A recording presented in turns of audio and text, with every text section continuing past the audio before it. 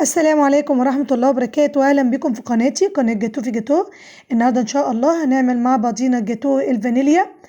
سهل جدا وبسيط وكمان اقتصادي ببيضتين بس، وكمان هنعملهم في الخلاط. يعني الكيكة هتطلع جميلة معانا جدا، وكمان الكريمة دسمة.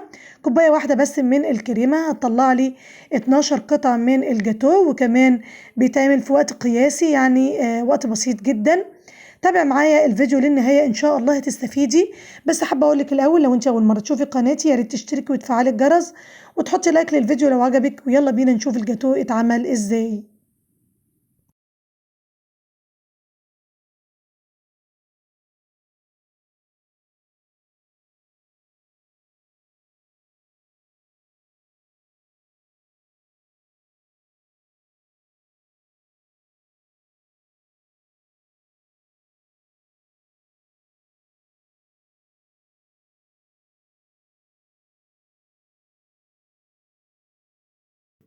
في بولة كده أنا هنزل بيه كوبايتين من الدقيق في المصفى كده، ورشة ملح، وهنخلهم مع بعضيهم كده بالشكل ده. هستخدم كيك شيف الباكو كله. هقلب كده كل المكونات، وهجيب الخلاط بتاعي وهنزل ببيضتين يكونوا في درجة حرارة الغرفة بالشكل ده. عليهم كوباية من السكر، كوباية من الحليب الدافي برضو، وربع معلقة صغيرة من الفانيليا، وربع معلقة صغيرة خالص من أسانس الحليب بتفرق جدا في الطعم، ومعلقة صغيرة من الخل، ونص كوباية من الزيت. كل المكونات دي مع بعضيها هضربها في الخلاط كويس جدا، وهنزل على المواد الجافة وهقلب كويس بالشكل ده. هصبه بقى في صاج مقاس 30 في 40، واحاول اوزعه بالشكل ده عشان يكون بشكل متساوي لما يطلع من الفرن. انا طبعا بعود خله كده، وهي هعمل الفقاعات درجه حراره 180 في وسط الفرن لمده 20 دقيقه. ولو حسيتي كده ان الوش ما اتحمرش، ممكن تديله كده تقريبا 3 دقايق او 5 دقايق. انا هقلبه كده على ورق زبده بالشكل ده، وهعين الورقه اللي تحت. الكيكه هشه جدا وطريه وكمان مفرغه من جوه. هقسمها كده نصين بالظبط بالتساوي.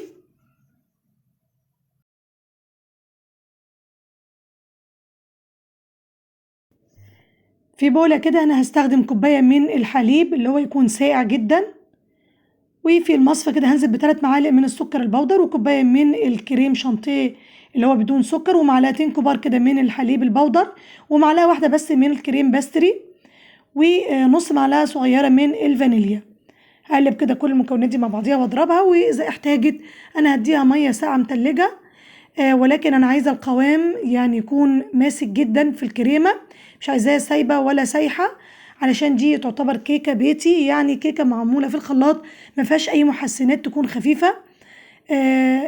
لازم تكون الكريمة بالشكل ده، قوامها تقيل بالمنظر ده. أنا هعين كده الحروف بتاعتها اللي هي بتكون بتلزق دي. انت عايزة تسقيها باللبن، أنا حاطة عليه سكر لبن ساقع. عايزة تحط لها حط لها، مش عايزة، هي طرية جدا وهشة، وزي ما اتفقنا مفرغة من جوه وخفيفة.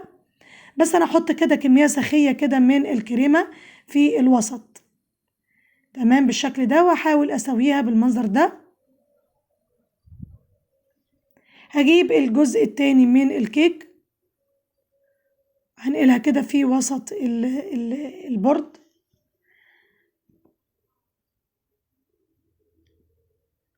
احط الرق التاني كده، واحط الكريمة، واحاول ان اسويها بالسكرايبر بالشكل ده.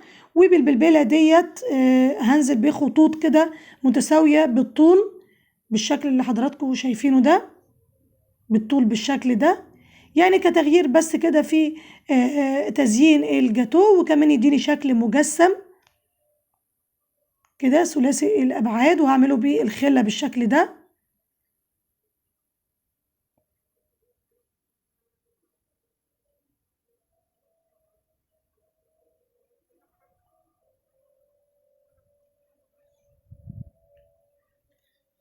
الكريمة دي طعمها جميل جدا، وكمان كريمية جدا ودسمة علشان الكريم باستري بيديها طعم، وكمان اللبن البودر بيديها كده دسامة. لو مش حابة تحطيهم مفيش مشكلة، دلوقتي يعتبر اختياري. انا طبعا بسخن السكينة على النار وبحاول ان انا اقطع الحروف دي بعد ما دخلت الجاتوه في الفريزر، يعني يكون فريزر قوي كده لمدة نص ساعة. ممكن تحطيه اكتر من كده علشان يديكي نتيجة افضل. وهقطع بالشكل ده، احاول ان انا اساوي يعني بالشكل ده بحيث ان انا اطلع كل القطع متساوية زي بعضيها بالشكل ده. انا هقطع كده معاكم 12 قطعة من الجاتو وهزينهم بالبلبلة دي من فوق، يعني روزيتات كده بسيطة، وهزينهم من فوق باللولي الفضي.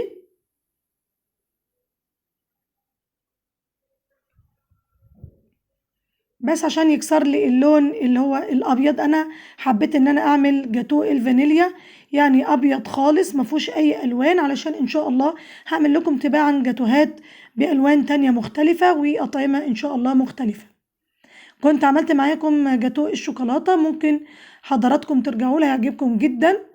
وعملته بالجناش اللي احنا عملناه مع بعضينا.